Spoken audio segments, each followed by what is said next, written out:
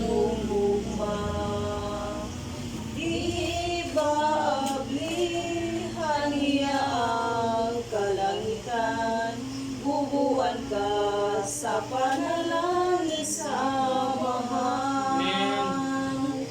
Punang tanang bahan di maangkon ko, apan mahilayo ako sa akong Ginoo.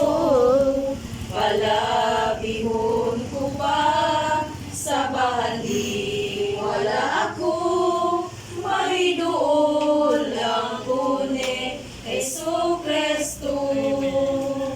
Palabihon ko pa sa bahan di wala ako, mahiduol ang kune Hesu